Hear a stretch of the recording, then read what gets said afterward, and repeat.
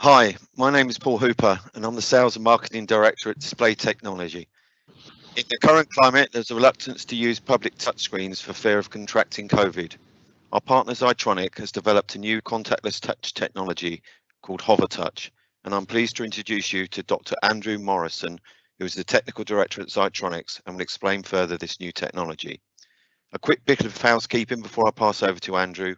Please feel free to post your questions as they arise, and we will address them in the Q&A session at the end. Over to you, Andrew. Okay, Paul, thank you very much, and good afternoon to everybody. Thank you for joining this webinar today. As Paul mentioned, what we're going to talk about today is a new dimension to touch screens. Everybody knows that touch has been around for some time, but this is adding a different dimension to the capabilities of what's currently available. Next slide, Paul. So a bit of background, if you're new to touch, well, projected capacitive touch technology has been around for over 20 years. Seems to be the mainstay of touch technology in the industry at the moment. And there's two types of projected capacitive technology. Certainly in our world, we've been heavily involved in the early days of self-capacitance, which is a frequency-based sensing measurement based on projected capacitance technology, and also mutual capacitance technology, which is more of a voltage-based sensing technology. So the main focus today is going to be around the mutual capacitance sensing technology, and a little bit of background just in case you're new to what these are. How does PCAP work and how does mutual capacitance sensing work? Well, all touch sensors have some form of X and Y array. In our case, these are some microfine electrodes that cross over each other at crossover points in the array. And you apply to one of those arrays a transmit voltage. So this voltage can be up to 40 volts transmission. And at the crossover points, you can capacitively couple that voltage to the other array of electrodes in the sensor, capacitively coupling that voltage. So in normal scenarios, you'll get a voltage transfer. And when you come in proximity or your touch finger touches the screen itself, you will bleed some of that field away through the human body. So you'll get a disruption in the field, and at every crossover point on that XY matrix, you can map out what those changes in the field are. So you can see a nice pretty picture in the bottom left there. We can map out things like handprints. We can look at where the pressure is, where those locations are. And then applying some additional algorithms, we can extract things that we want to see. Things like touch, palms, pressures, different things we can get from that data that's presented on the screen. Next slide, please, Paul. So as everybody aware, back end of 2019 and certainly into 2020, touch surfaces went through a phase of, well, okay, I'm very concerned about touching that surface now for fear of bacteria, viral transmission. Everybody started putting gloves on to handle things. Hand sanitizers became very prevalent in the marketplace. And there was a reluctance for a long period of time. Well, okay, how do I safely touch this touchscreen? Now, certainly this is a glass-based product. It can be easily cleaned, but people wanting and also are looking for a different dimension. Well, okay, can I do something else to promote more usage of this technology in the current climate? Next slide, Paul. So what we saw through 2020 was a whole myriad of different things. We saw the traditional kiosks suddenly now having antibacterial wipes at the side of them for people to clean them down. You had people developing kiosks where they had touchscreens and displays with hand sanitizers already built in. And then a whole host of gadgets. I mean, how many times have I been in a lift or touched a button and I've tried to roll my sleeve over my finger to touch the button to try and prevent me touching the actual surface itself. So a lot of people were doing gadgets and presenting gadgets where you can hold and then interact with the screen. All of these are very, very cumbersome. They all work, but very, very cumbersome. Next slide, Paul. So what else can we do apart from the hand sanitizing, good cleaning regimes, etc.? Well, we can look at the Z dimension from the touchscreen. The touchscreen is capable of projecting a projected capacitive field further away from the actual surface of the glass. So we can create the ZAxis Dimension, and we can project it further and further and further from the screen than we have been able to do in the past. Now, people might say, okay, well, you can do that with cameras, you can do that with infrared technology. For sure you can, but adding a camera system on as a retrofit, adding some infrared overlay on the top as a retrofit. Sometimes these devices have to be mounted away from the surface. So you start to create this ugly, cumbersome entity just to add that sort of ZAxis dimension to it. So what we're trying to do is create this ZAxis field without any of those additional add-ons. This still is a touch screen, it still functions the same way, but you can add this ZAxis dimension to create this hover function. Next slide, Paul. So if we look at the top left-hand picture in the screen there, this is an example of raw data that we see when somebody touches the sensor. So directly on the surface, you get a nice sweet red spot green area, which indicates how hard somebody's pressing on the screen and that there's really a good touch there. As you pull away from the screen, 10, 20, up to 50 millimeters, naturally you can see that field and that data line weakening down. So at 50 millimeters, it becomes very, very faint to see. However, what we've developed in our range of ZXY500 controllers is a more advanced set of detection algorithms that can really home in, look at those weak fields, localized averaging the data, and we can extract that very, very weak data and actually turn it into a usable medium. So hovering up to sort of 30, 40, 50 millimeters away from the surface, we can enhance these algorithms and still have the ability to detect where somebody and the location of where that hover touch is from the surface of the screen. Next slide, Paul.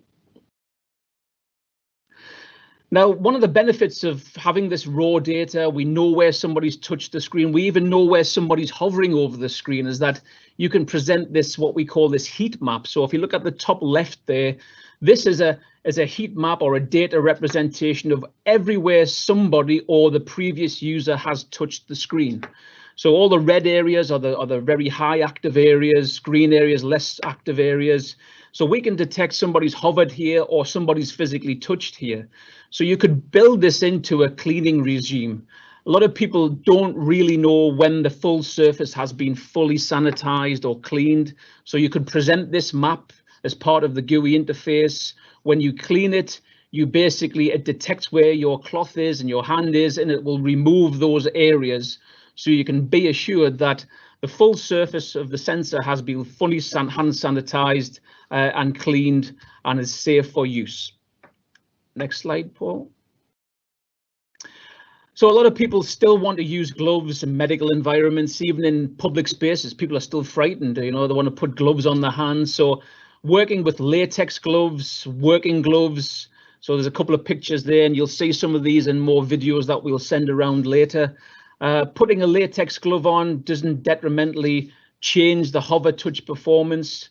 On the bottom picture there, we've actually put a latex glove and a heavy work glove over the top of it, and you can still hover over the screen. We can still detect those signals and the location of where you are on the screen. So gloved hands of any scenario is not a problem. Next slide, Paul. Random touch objects. Okay, so you've created this field across the surface here, but what happens if you pass a tie over it, the cufflinks of your shirt, somebody waves some pens or pencils over the surface? Well, the algorithms know the difference between a human touch and an object. So we can apply some filters, we can reject things that we want to reject, we can accept things that we want to accept. And so examples of theirs: ties, Sharpies, pens, big pencils, pens, whatever, that don't affect or are not recognized as any touch, so they wouldn't generate any random activation on the screen. Next slide, Paul. So this may help answer some of the questions that I can see already coming in at the moment. So how do I get hover touch? What do I need to do? What do I need to get to make this work? Well, this is all based around our ZXY500 range of controllers and sensors. So if you already have one of our ZXY500 sensors, all you would need from us is an updated controller firmware or a controller card with the firmware on that you can quickly pop in and you can enable hover touch. Sensor sizes, we can go from 5-inch to 46-inch with standard designs, and with some customization we can go all the way up to 86-inch sensor size with hover touch. But I guess you need to understand what are you trying to achieve on some of these designs. Now, the key benefit of this is that we're not giving you hover touch but taking away direct touch. This allows you to do both touch modes. You can easily flick between 2 touch modes, so you can have the benefits of full multi-touch, full direct touch contact with the screen for certain applications, or you might want to switch to hover touch for certain applications, or have a dynamic scenario where you flick between the two depending on what your end application is. So in direct touch mode, certainly up to 40 touches, even up to 100 touches are capable. Now in hover mode, we home it down to a single touch, because I guess when people are waving their hands over the screen and there's lots of multi-touch enabled there, then you would get a lot of mistakes. So in hover touch mode, we've homed that down to just single touch, button on, button off applications up to 50 millimeters away from the screen. What you would need to do this, you also need a good GUI, involved with this as well. So how do you tell somebody to hover over a screen? You have to put some sort of text on the screen, advise somebody what to do, maybe add some audio, add some feedback so people know where they're hovering over the screen, how close they are. We can get a range measurement from the controller so you can depict roughly whether somebody's coming into the field, coming out of the field. Again, working with gloved hands, not a problem. And a lot of people ask about, well, what happens if there's water on the screen? Okay, so there's different levels of water. There's basic spray, and then there's sort of monsoon levels of water on the screen. So to be safe, a lot of people like to default back to a safe mode when there's very, very heavy water on the screen. So we can do that. We can go from hover touch back to direct touch, and then detect when certain levels of water have changed on the screen, and then revert back to hover touch. So these are all dynamic. You can switch between them, or they can detect the environment and do it for you.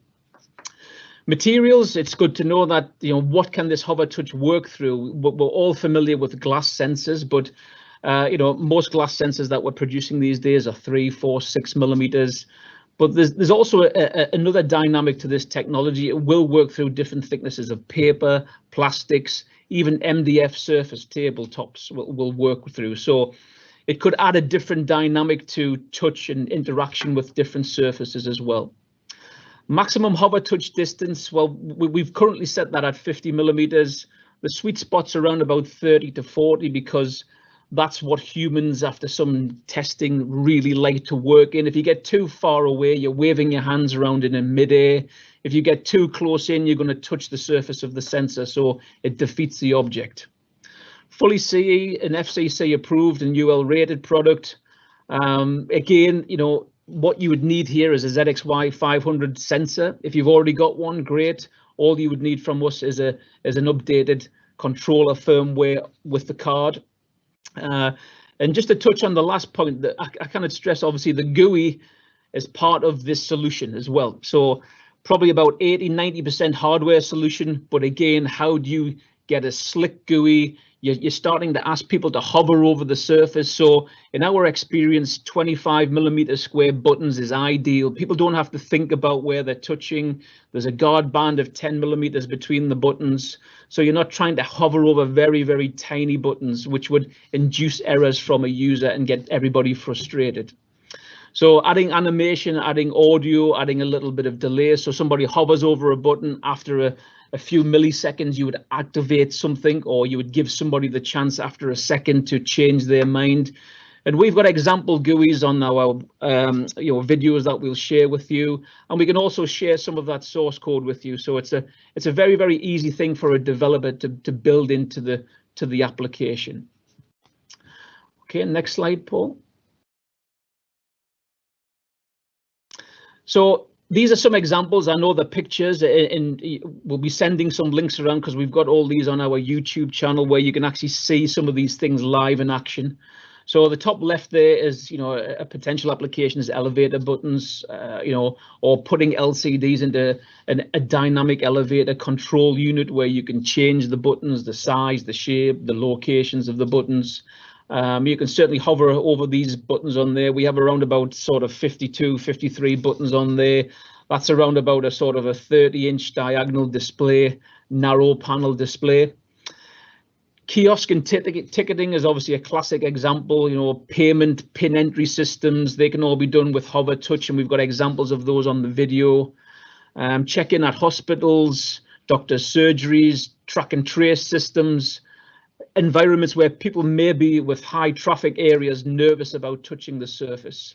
Even down to the bottom left there, which is lighting control. So you could have a remote lighting control surface area, display area that you can control lighting dynamically by hovering or even gesturing over the surface of the sensor.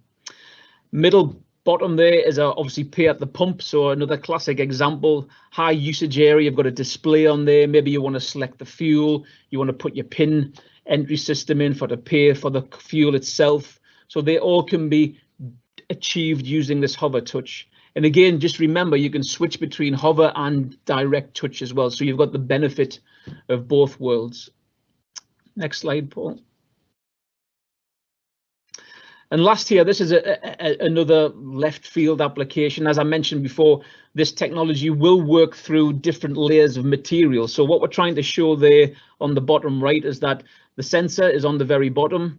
There's an air gap, there's a large air gap, and this is a book, a paper-based book. You can see the thickness of the book there, and this is a front projected image that goes on the front of the book, and you can flick those pages through the paper, through the air gap, because the sensor's at the very, very bottom of the book. So it just adds another dynamic where you can sense through other mediums to create other virtual interactions with touch regarding, you know, all these museum applications, which could be an example, or like I say, interactive surface applications, which could be other examples as well. Okay, Paul.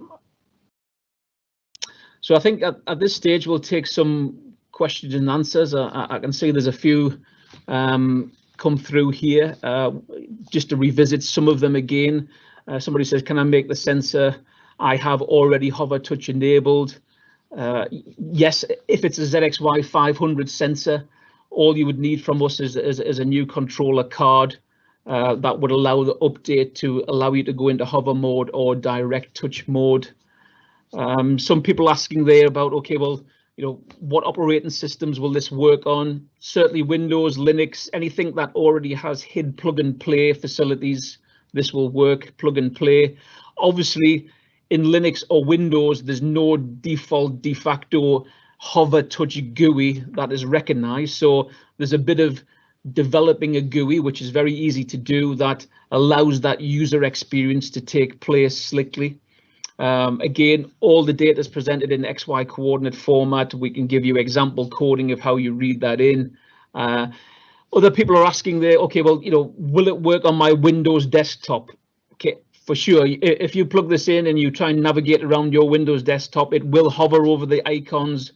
But as I mentioned before, Microsoft don't recognize anything to do with hover touch at this point in time. So you can certainly hover over the icons, but it won't do as much interaction as you would normally expect to do with direct touch. That's because Microsoft haven't updated their GUI or their interaction to allow you to achieve functionality there, but can be very easily done. And you'll see on some of the videos that we'll send around, you know, how that can be done and what sort of applications that can be put into itself. Some other questions there.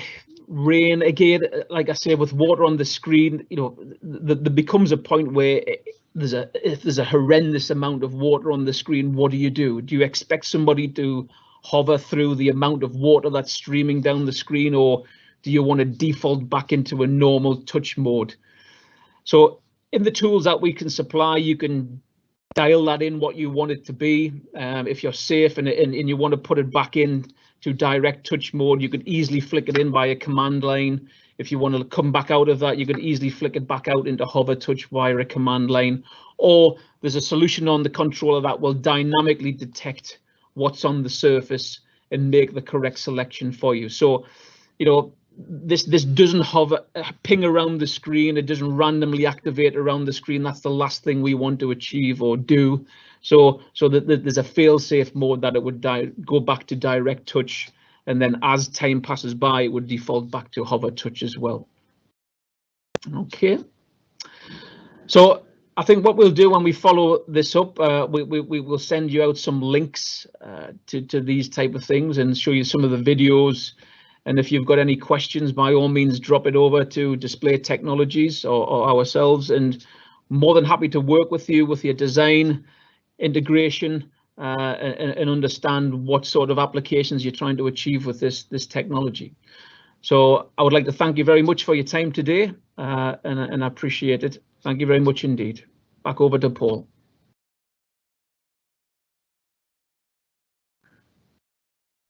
Okay, thanks very much, Andrew. Hope you feel that was beneficial to you all. Thanks for attending today's webinar. As Andrew mentioned, if you want to see a video demonstration, you can follow the links that we've provided to you. We will also send you an email with additional links for the videos. If you require any pricing, if you please use the inquiry forms on the Display Technology website, again around the hover technology. So look forward to engaging with you further on this, and thank you very much.